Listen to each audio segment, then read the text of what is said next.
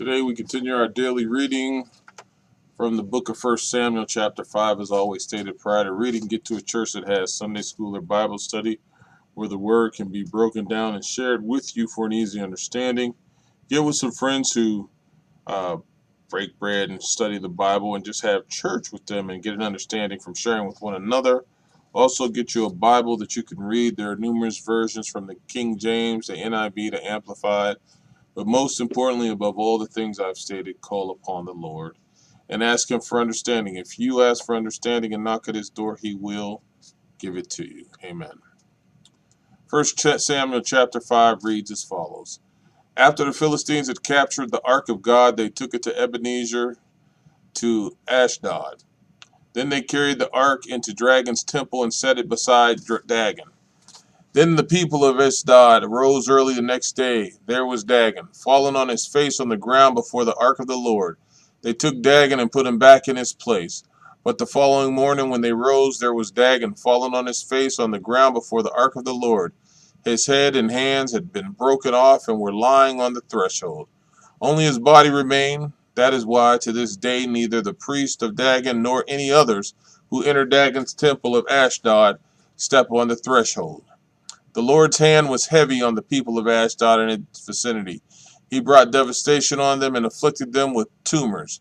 When the people of Ashdod saw what was happening, they said, "The ark of the God of Israel must not stay here with us, because his hand is heavy on us and on Dagon our God." So they called together all the rulers of the Philistines and asked them, "What shall we do with the ark of the God of Israel?" They answered, "Have the ark of the God of Israel moved to Gath." So they moved the ark of the God of Israel. But after they moved it, the Lord's hand was against that city. Throwing it into a great panic, he afflicted the people of the city, both young and old, and an outbreak of tumors. So they sent the ark of God to Ekron. As the ark of God was entering Ekron, the people of Ekron cried out, "They have brought the ark of the God of Israel around to kill us and our people." So they called together all the rulers of the Philistines and said, "Send the ark of the God of Israel away. Let it go back to its own place, or it will kill us and our people." For death had filled the city with panic. God's hand was very heavy on it. Those who did not die were afflicted with tumors, and the outcry of the city went up to heaven. 1 Samuel chapter 6. When the ark of the Lord had been in Philistine territory 7 months, the Philistines called for the priests and the diviners and said, "What shall we do with the ark of the Lord? Tell us how we should send it back to its place." They answered, "If you return the ark of the God of Israel, do not send it back to him without a gift. By all means, send a guilt offering to him. Then you will be healed, and you will know why his hand has not been lifted from you." The Philistines asked, "What guilt offering should we send to him?" They replied, 5 gold tumors and 5 gold rats, according to the numbers of the Philistine rulers, because the same plague has struck both you and your rulers.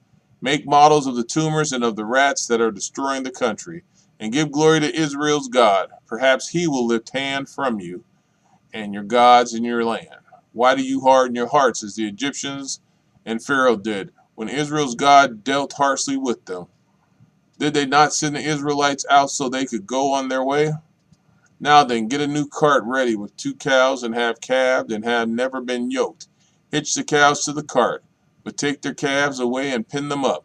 Take the ark of the Lord and put it on the cart, and in a chest beside it put the gold objects you are sending back to him as a guilt offering. Send it on its way, but keep watching it.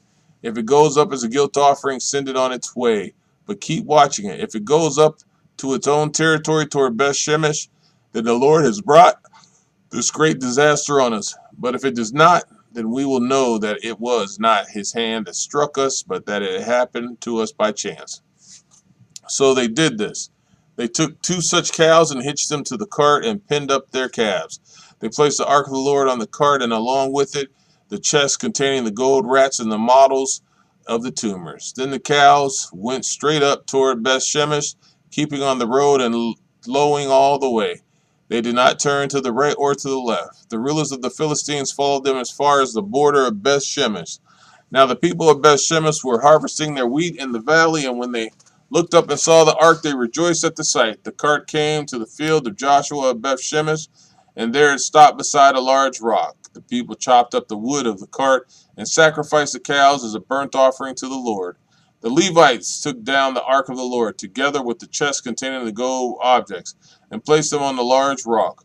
On that day the people of Beth Shemesh offered burnt offerings and made sacrifices to the Lord. The 5 rulers of the Philistines saw all this and then returned that same day to Ekron.